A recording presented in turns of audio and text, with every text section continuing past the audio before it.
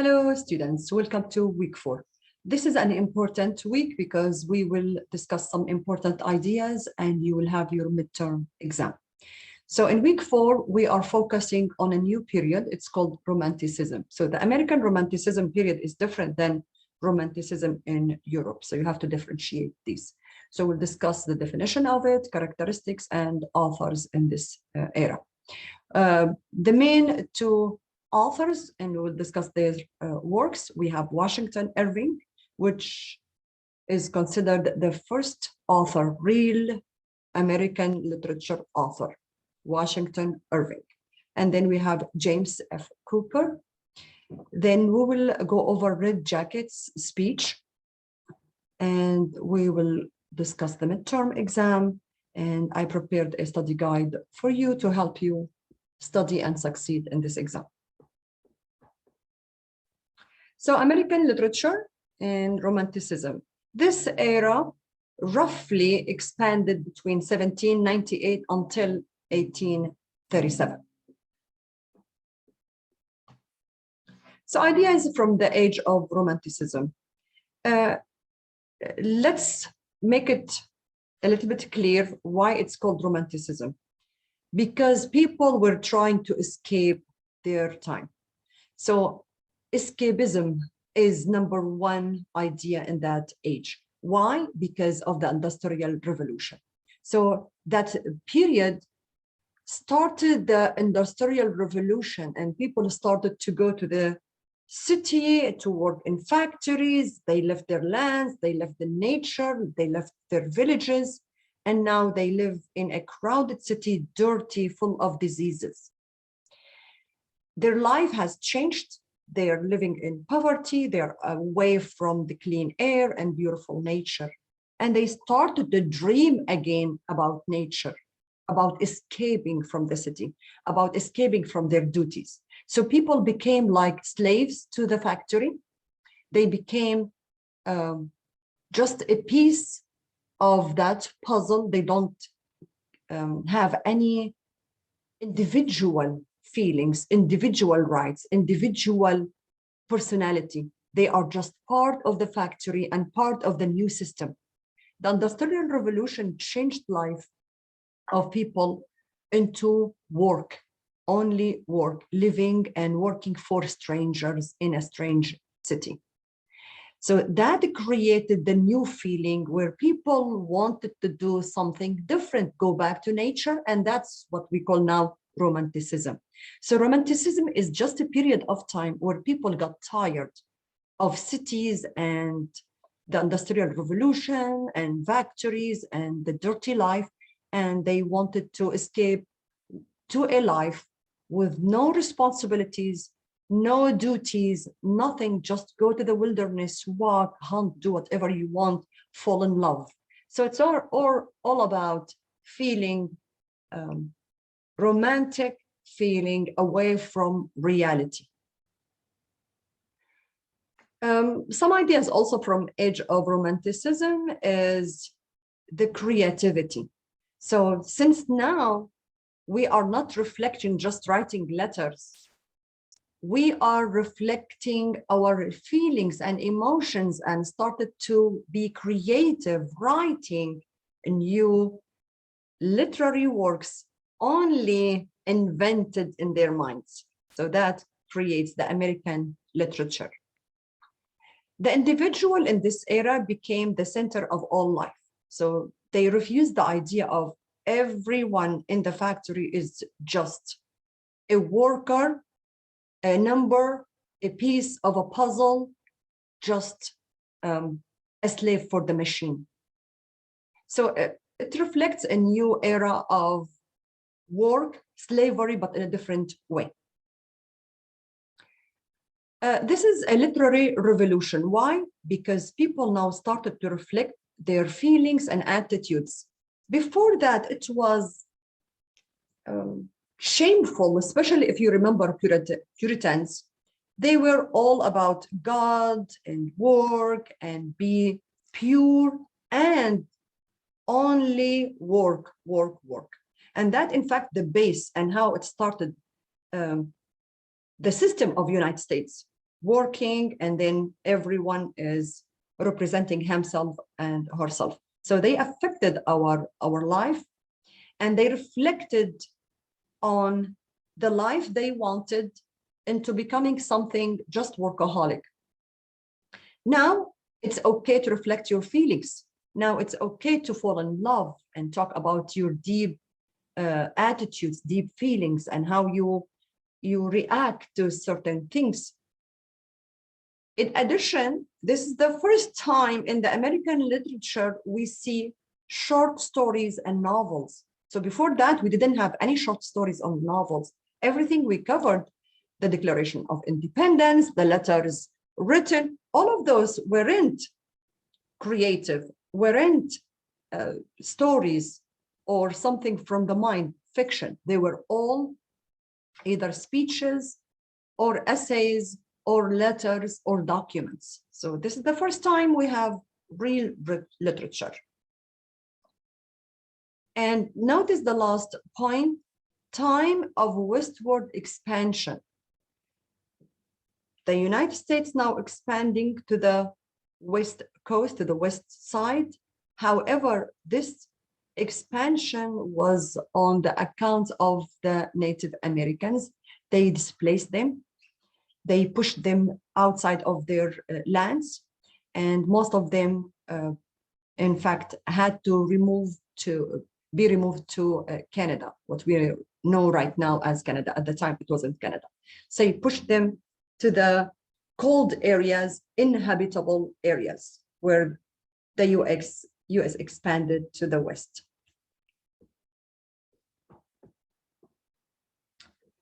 Let me see if I can show it to you. Okay, again, it's not working. That's fine. You can view it, in fact, in PowerPoints because I posted it. So you can see this presentation. It doesn't work with the Zoom. It doesn't work sometimes, the video. And let's discuss the first and the most important author in this period, Romanticism. And he's considered the first author in the American literature because he was the first one who wrote a short story or a novel.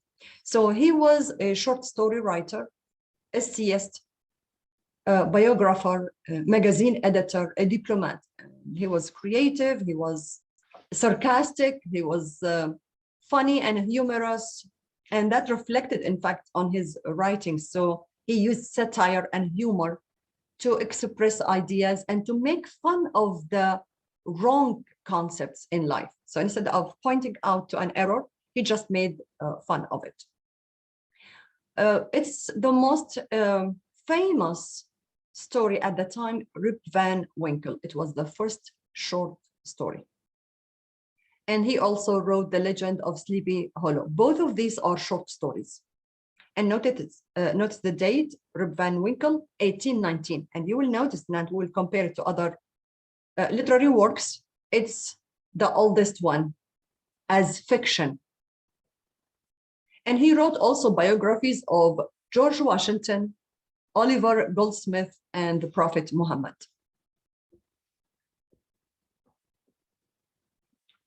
So Rip Van Winkle, hopefully you read the story. If you didn't read it, please read it and view the even the video to summarize it for you. So Rip Van Winkle represented that romantic era. Romanticism defined as escaping reality, escaping duties. And the main character here, Rip, is a representation of escaping. He wanted to escape his wife's nagging because he was a lazy man. He didn't want to do anything, no chores, nothing. He spent his life, most of his time, sleeping and relaxing and smoking. And whenever his wife asked him to take care of something, do some chores, he escaped and slept under a tree or did something different. So, in fact, his sleep represents escaping life. However, in the story, he escapes and finds himself as if he's dreaming. He was asleep. He found himself in an area with strange people. So for that time, it's similar to Alice in Wonderland. something really weird happened with him, seeing weird people, sounds, and everything. However, when he woke up from his sleep, he found his beard long and white, and he skipped 20 years of his life while he was asleep. So when he woke up, every person he knew had already died, his age. And he didn't know anyone, no one knew him. And for his surprise, he found a lazy guy also sleeping under a tree. And he asked about this guy, and they told him, this is your son. He knew later that this is his son, Rip Van Winkle Jr., doing the same thing, lazy. At the end, they ended nicely. And he found that he had a daughter, and now she's young and married and has a baby. And he moved with his daughter and lived with her happily ever after. She took care of him. So the whole idea here is Rip Van Winkle. He doesn't want to hear any nagging. He doesn't want to do chores. He doesn't want to do anything.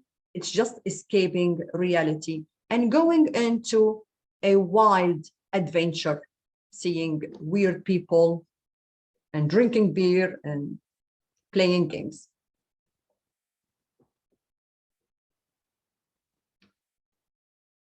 So that was Washington Irving. Again, remember Washington Irving because he's considered the first author in the American literature. And this is in your midterm exam. So make sure you remember it. And he wrote Rip Van Winkle, the first short story in American literature.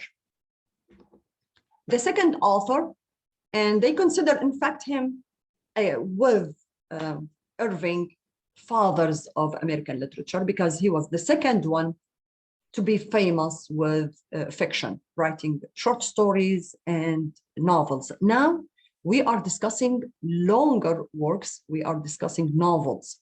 So James Cooper, wrote many novels. All of these are concentrated on one character. So the main character is the same one in all of these, most of these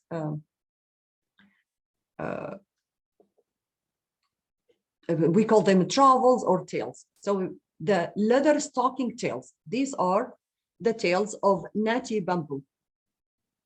So leather stocking, the Pathfinder, the Trapper, and the Native Americans as Deer Slayer. All of these, and Hoki, okay, La Longo Caribbean, and this is all about Natty Bamboo. In fact, some believe that James Cooper wrote this character based on a real figure in the American history. And they thought that he was trying to create a folk tale where they make someone who is ordinary into a hero. So all of these names are for Natty Bamboo. And his tales, his stories, these are novels about him. Also, he escaped into the wilderness and he was into hunting and living his life. So the Deer Slayer, the Last of the Mohicans, the Pathfinder, the Pioneers, the Prairie, all of these are novels by James F. Cooper. So the Last of the Mohicans, most of you know it as portrayed by the movie. If you watch the movie, please, if you didn't watch it to get the idea, it's about the Native Americans and the settlers. So look down, the Natty Bamboo character is generally believed to have been inspired, at least in part, by the real life Daniel Boone. So again, these are the most important American literature writers because they started the American literature talking about fiction. They started writing short stories and novels. Before that, we didn't have any fiction writing. The one we have to study, this one precedes way before them, but he didn't write novels. Red Jacket is a Native American chief, a leader. And he was an orator, someone who is elegant, civilized, and wise. So as if you're listening to a philosopher.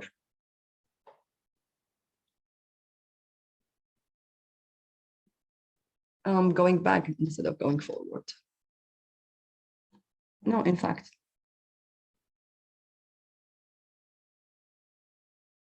Okay, I made a mistake. Let's go to Nati Bampu. I didn't finish here. So leather stocking. All of those novels we discussed tell of his adventures living a life of freedom in the wilderness of New York and of his retreat from the advance of civilization. They end with his old age and death in the Great Plains region of the West. Again, happy ending, get older and die wherever he wants to die in the wilderness, in the nature. Cooper's views are reflected in the novels on the importance of individual freedom in society. This is the point why I came back to this slide. The last point. Romanticism tried to focus on the individual, the freedom of an individual in a society, because for a while they didn't feel their freedom. They didn't feel as individuals. They were only workers in the city. They are only numbers in that dust, in that pollution and dark city. Let's go back to Red Jacket. I apologize for that.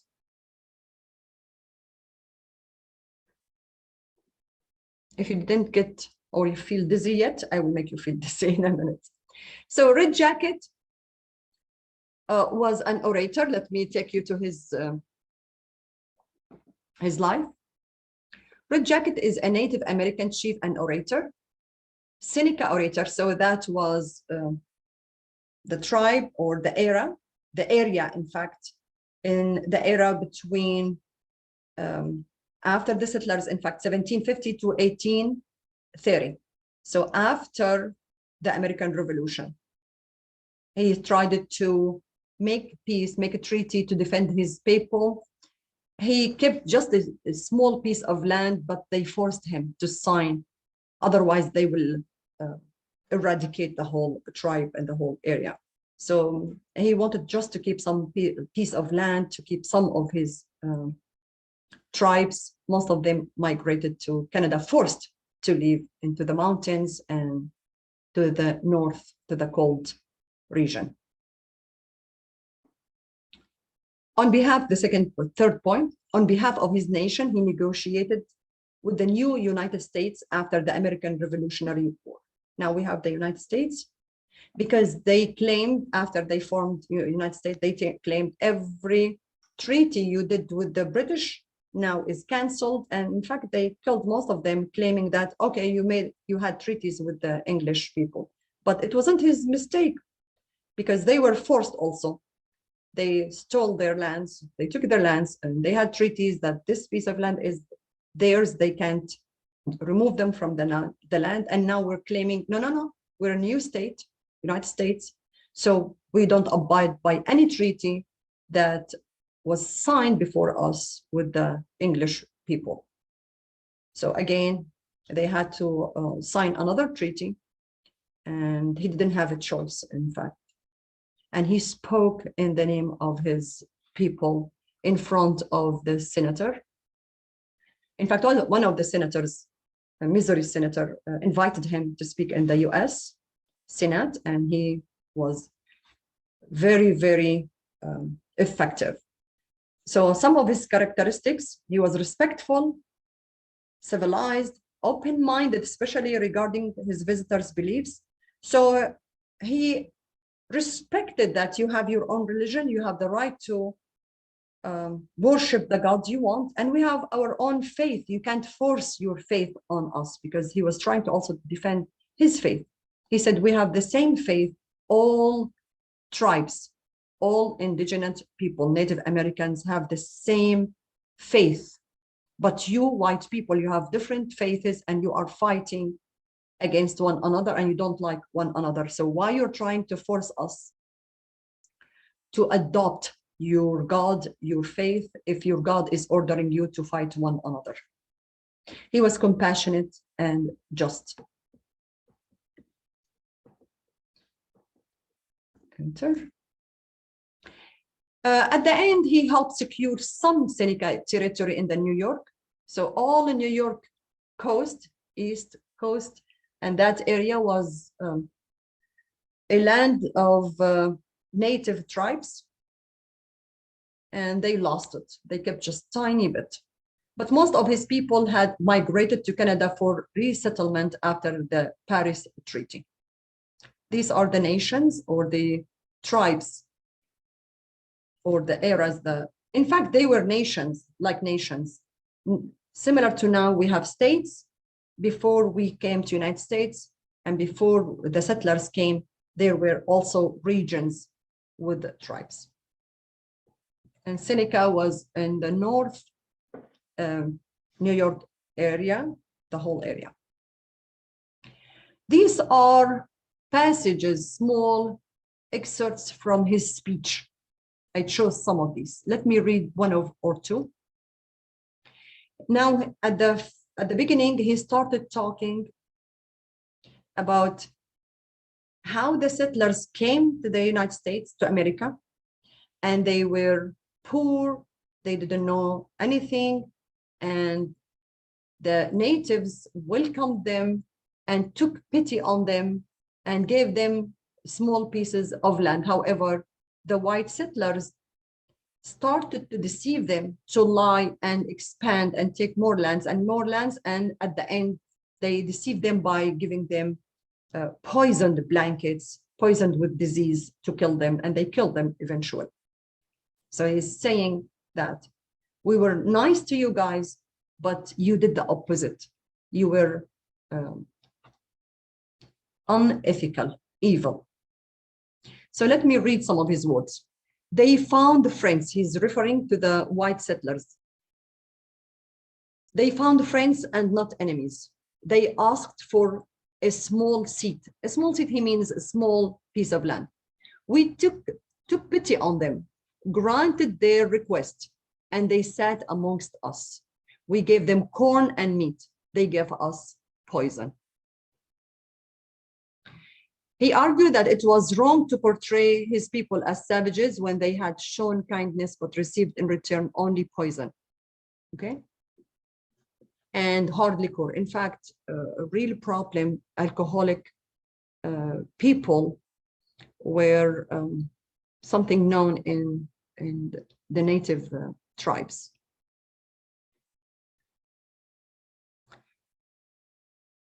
This is what he says again. Yet we did not fear them. We took them to be friends. They called us brothers, even after they poisoned us, after they gave us alcohol. We called them friends and brothers. They called us brothers. We considered them friends. They called us brothers.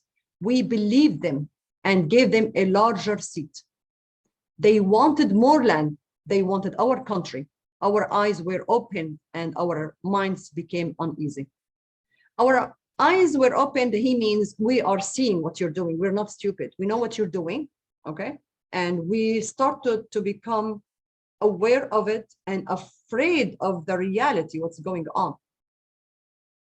So our eyes were opened and our minds became uneasy. You have got our country, but are not satisfied. You want to force your religion upon us. He said, it's not only you took the land, now you are forcing us to become Christians. You're forcing your own religion on us. And the following point, or let me read more. In fact, it's really good.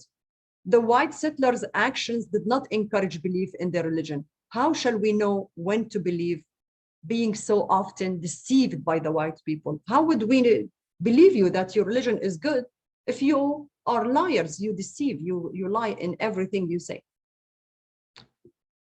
So I'm going to stop here.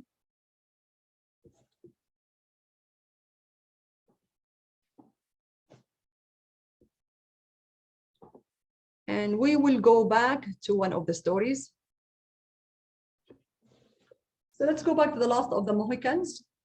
Do you remember who wrote The Last of the Mohicans? We just discussed that. James F.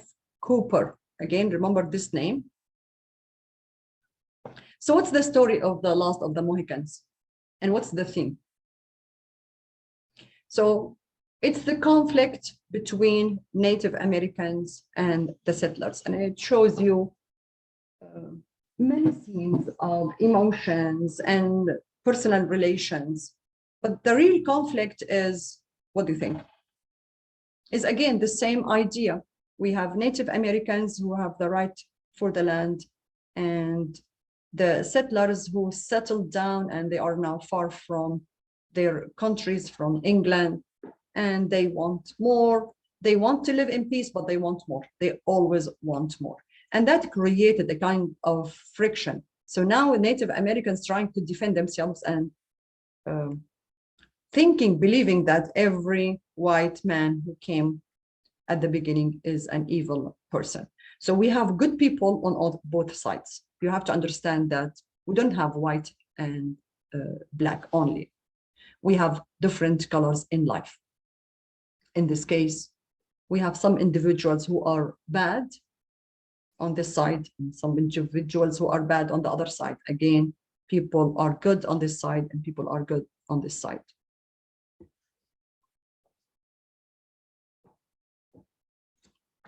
And the questions are for you. I want you to watch the movie and then answer these questions. Do you find the characters likable? Are the characters persons you would want to meet? What do you think? Would you imagine yourself in that movie, living with those people on each side or either side? Discuss some of the symbols in the Last of the Mohicans. Do we have symbols? So what is a symbol? A symbol is a representation. For example, a chair has two meanings. A chair where we sit, and when I refer to a chair, everyone knows what I'm referring to. A place where you can sit, right? And it has four legs and most likely a back. However, in a story or in a poem, a chair may refer to or represent or symbolize disability or confinedness. So if someone cannot move, so a chair is a symbol of being unable to move. Or a clock on the wall may represent time passing fast or passing very slow. So the clock represents time. For example, in everyday use, Alice Walker's story, Everyday Use, the quilt represented the American history because the quilt is made of pieces from parents, grandparents, aunts, and uncles. All of them lived through the struggle and strife of the American history, the Black history in America. People fought in the Civil War, people worked in rural areas, pastoral work, or people worked in factories. So all of those people, or these people are the mosaic of the American history. So their clothes, pieces of their clothes, because of poverty, the mama in everyday use, she's so poor, but she was so pragmatic. She had to take some pieces from those clothes and made them, so she didn't waste anything. She made them a quilt. So the quilt represents the whole history of the American people, Black American people. And for the mother, it's just her family's history to be used every day. So that's the symbol, okay? In the Last of the Mohicans, do we have something similar? Something represents deeper than its literal meaning. For example, a table is a table, doesn't have something else. A figure, even people, even characters can be symbols. Does the novel end the way you expected? What do you think? You were happy, you're sad with the end, or you expected something else? Note, as always is the case, the novel and the movie are different. Remember, the novel is a little bit different than the movie. And if you read, always, if you read the movie, the novel before the movie, you get disappointed because the characters are portrayed differently in your mind. Another question, what is the central primary purpose of the story? What do you think? Is the purpose important or meaningful? Did you get any significance from this novel or movie? How essential is the setting to the novel? Could the story have taken place anywhere else? So I want you to think about the movie, watch it, and try to relate to the characters, relate to the period. That's the period we are discussing. So The Mohicans is written by Cooper. Let's go back now to our study guide. I created a study guide for you guys. And I want you to go over it and to go over the material we covered in this class. So I focused on some points to make it easier for you. So define the following and explain at least 3 characteristics: Puritanism, the age of reason, Romanticism period, and Native American oral literature and tradition. Let me start with the Native American oral literature. Remember, guys, when in week 1, I told you that the beginning of the American literature started with the Native Americans because they lived on this land for thousands of years, and they had their stories and their myths and their beliefs and faiths, which is just a piece of literature. How? They told the stories to their kids. They didn't write it down. That's the problem. We are limited in viewing life and literature. So we think that if it's not written, it's not literature. It is, okay? It is literature. So they told the stories to their kids, and their kids told the stories to the following generation, and they transferred those stories through thousands of years, and usually they carried a moral meaning, a lesson to learn. There is always something to learn from their literature. So what are 3 characteristics? Tradition. They taught their children the 2nd generation tradition. They taught them moral values, and they taught them also how to deal with the tribe, with people around them. In general, one of the main characteristics of the oral literature in Native Americans' literature or tradition is the wilderness, the life, nature, animals. So they were one, both of them are one in a combination of ecosystem between the human and nature, including animals. So again, remember, animals and nature are one of the main characteristics, in addition to the tradition and to teaching, in fact, moral values. And you will apply the same thing to the following concepts: Puritanism, the age of reason, and Romanticism. So we discussed Romanticism today. Romanticism is a period in time where people started to reflect on their own feelings and escape into nature, escape the tough life of the city.